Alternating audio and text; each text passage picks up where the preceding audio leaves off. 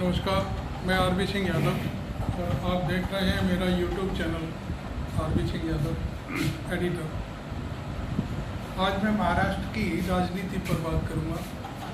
महाराष्ट्र इस समय बहुत ही गर्मजोशी में है और आज दिन भर बहुत सारी चीज़ें सामने आई और जो सबसे बड़ी चीज़ सामने आई उसमें है कि राहुल गांधी शरद पवार से मिले। इस मुलाकात का असर क्या होगा, इस मुलाकात के मायने क्या होंगे, ये तो भविष्य बताएगा। लेकिन आज की इस मुलाकात ने मैं समझता हूँ शरद पवार को बहुत मजबूती दे दी है, जो एक बहुत बड़ी बात है, क्योंकि शरद पवार इस समय जो अकेले पड़ते दिखाई दे रहे थे, इस मुलाकात के बाद उनके अंदर बहुत ही गजब का जोश दिखाई दिया।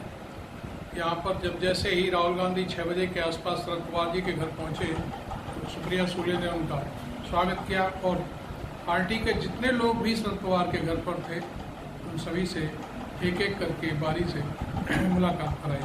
उसमें कई सांसद भी शरद पवार के घर पर थे। सभी ने गर्मजोशी के साथ राहुल गांधी का हाथ मिलाकर अभिवादन किया। इस पर राहुल गांधी ने कहा कि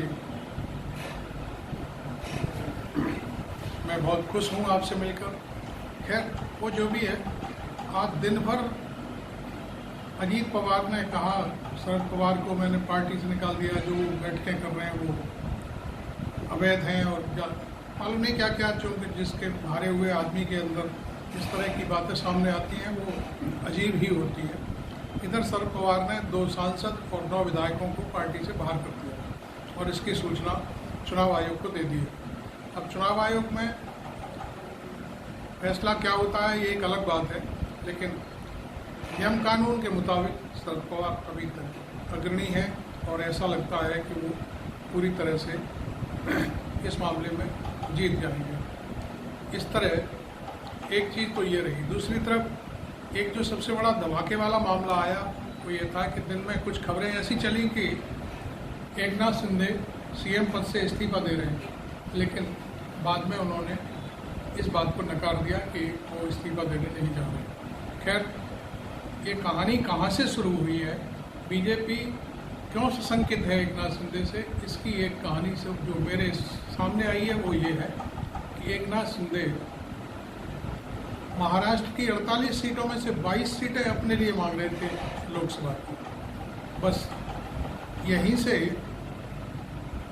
बीजेपी को वो खटकने लगे।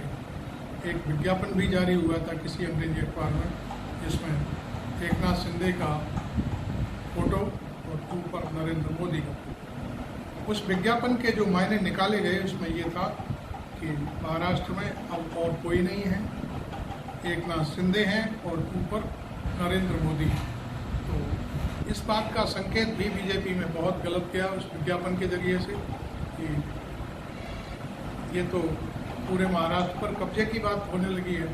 लिहाजा एकनाथ शिंदे को कमज़ोर करने के लिए पहले तो 27 जून को नरेंद्र मोदी ने भोपाल में लंबा भाषण दिया और एनसीपी को 70,000 करोड़ के घोटाले के लिए जिम्मेदार ठहराया, जिसमें खासतौर पर अजीत पवार पर सिंचाई विभाग में और कई एक मामलों में घोटाले का दागी बताया।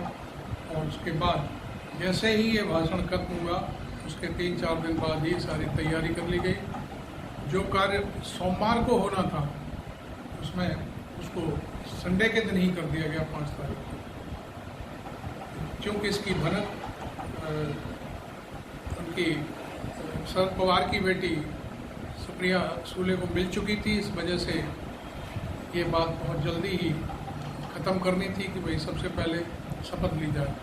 खैर वो जो भी है, अभी तक जो चीज़ सामने आ रही है उसमें यह है कि 29 विधायक लेकर ही अजीत पवार घूम रहे हैं, जबकि 17 विधायक आज भी शरद पवार साहब के पास हैं। अब बीजेपी इस सारे पूरा जो प्रकरण है इसमें किसको नुकसान होने वाला है, ये बात हम आपको बताना चाहते हैं।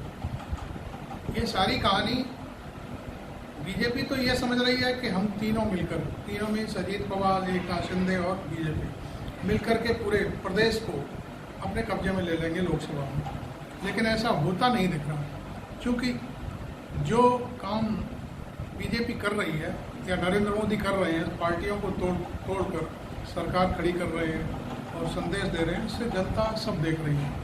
जनता ने अभी सतारा में 6 तारीख को शरद पवार की जो रैली हुई थी उसमें पूरा जलवा दिखा दिया, और अब शरद पवार मैं समझता हूँ कल से फिर निकलेंगे और पूरे महाराष्ट्र में घूमना है उनको, और सुप्रिया सुले उनके साथ रहेंगी और दूसरे लोग भी साथ रहेंगे।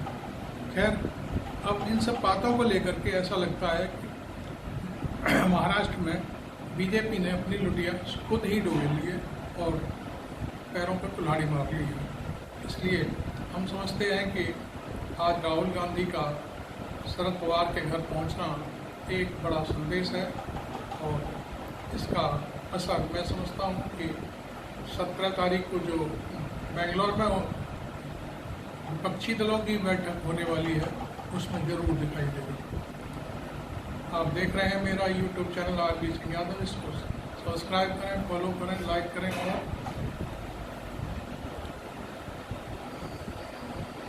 शेयर कर दूसरे लोगों तक पहुंचे। Thank you very much.